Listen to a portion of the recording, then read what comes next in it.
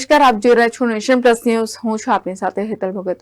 વડોદરા જિલ્લામાં કારમાં મહિલાને લિફ્ટ આપવાના બહાને બેસાડી લૂંટ ચલાવનાર એક આરોપીની પોલીસે ધરપકડ કરી વધુ કાર્યવાહી હાથ ધરી છે।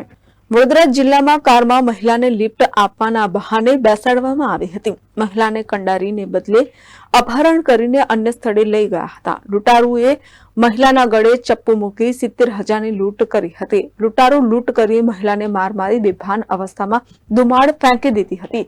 આ અંગે પોલીસ ફરિયાદ નોંધાઈ હતી, જેની તપાસ દરમિયાન એલસીબીએ લૂંટારુ અનિલ વાડાની ધરપકડ કરી છે। પોલીસે અમદાવાદ પાસિંગથી થાર કબજે કરી વધુ કાર્યવાહી હાથ ધરી છે। આરોપી અનિલ વાડા રાજકોટમાં મર્ડર અને લૂંટનો આરોપી હોવાનું સામે આવ્યું છે। આરોપી સામે 5 જેટલા ખૂન, બળાત્કાર અને લૂંટના ગુના નોંધાયેલા છે। આરોપી વર્ષ 2022માં જેલમાંથી જામીન મેળવી પેરોલ જમ્પ કરી ફરાર થયો હતો। ગઈ 13/7/2024ના રોજ સાંજના 17:45 થી 21 વાગ્યા દરમિયાન એક મહિલા બેન હતા।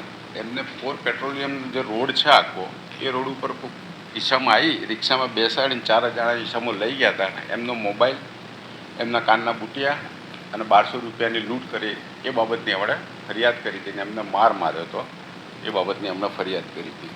ટોટલ કિંમત હતી એના 70,700 રૂપિયાની।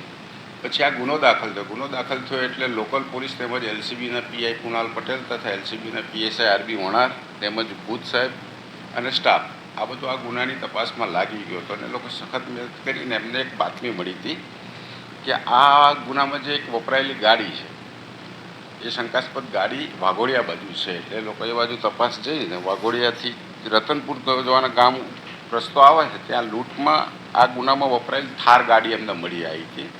એટલે થાર ગાડી પકડીને એમાં જે થાર ગાડીનો ઈસમ મળ્યો હતો એને પૂછપરછ કર્યું તો એણે પોતાનું નામ અજય ઉર્ફે અનિલભાઈ હીરાભાઈ વાળા, રહેવાસી હાલ નવા નરોડા અમદાવાદ પણ મૂળ અમરેલી બાબરાનો છે એ હોવાનું જણાવ્યું હતું। ને એ કીધું આ ગાડી મારી જ છે, મારા ભાઈબંધના નામ ઉપર લીધેલી।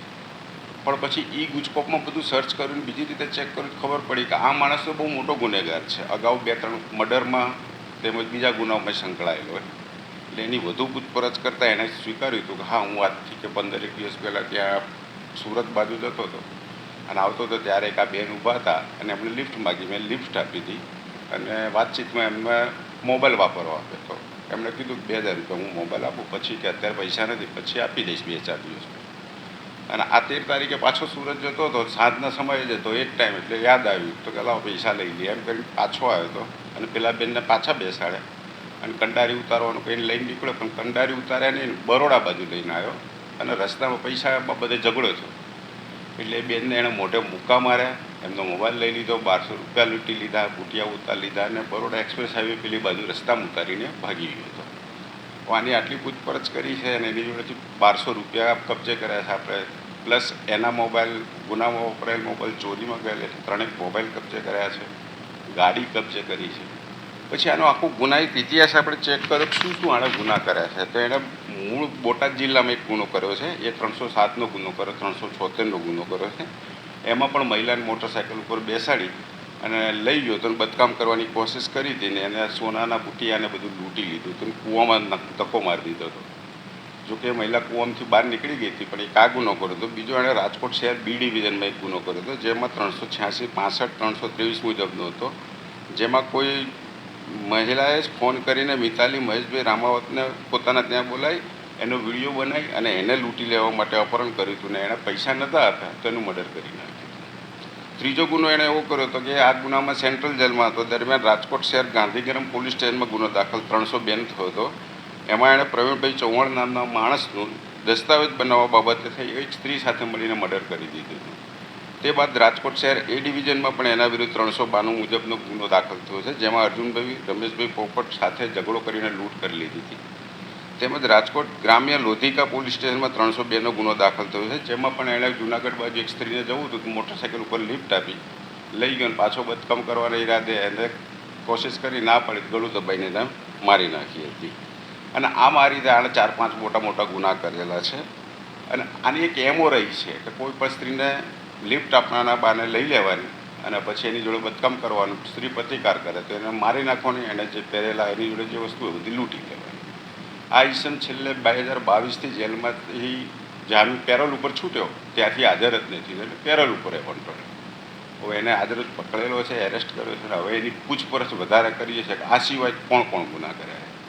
આ ઈસમને પકડવામાં એલસીબીએ ખૂબ મહેનત કરી હતી. એલસીબી પીઆઈ તેમજ એલસીબીના પીએસઆઈ બૂથ, એલસીબીના પીએસઆઈ વણાર અને આખો સ્ટાફ. બનાવ બન્યો ત્યારથી સતત એ લોકો રાત દિવસ 3 ટીમો બનીને અલગ અલગ ફરતા રહ્યા હતા અને છેલ્લા ગુનો શોધવામાં સફળતા મળી. એક જ ઇસમ છે કે એની સાથે અન્ય કોઈ બીજા આરોપી છે અથવા ગેંગ હાઈવે ઉપર જ અંજામ આપે છે ગુનાને? ના, મેં કીધું 5 ગુના જે તમને કીધા એ પ્રમાણે કેવું છે કે ગમે તે વિસ્તારમાં જતો રહે. એની એમ જ છે કે એકલી મહિલા દેખાય તો એને મોટરસાઇકલ કે ગાડીમાં લિફ્ટ આપી દેવાની, પછી એને એકાંત વિસ્તારમાં લઈ જઈને એની સાથે બદકામ કરવાની કોશિશ કરવાની, ના પાડે ત્યારે મારી નાખવાની અથવા મારવાની અને બધી વસ્તુઓ લૂંટીને જતું રહું.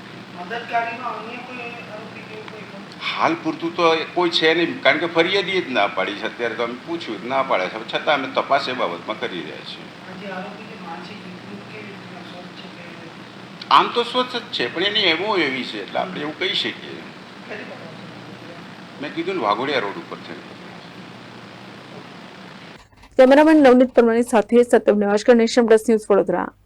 સમાચારોના સતત અપડેટ મેળવવા માટે અમારી નેશન પ્લસ ન્યૂઝની યુટ્યુબ ચેનલને સબસ્ક્રાઇબ કરો, બેલ આઇકન દબાવો અને જોડાયેલા રહો ફેસબુક, ઇન્સ્ટાગ્રામ અને ટ્વિટર પર.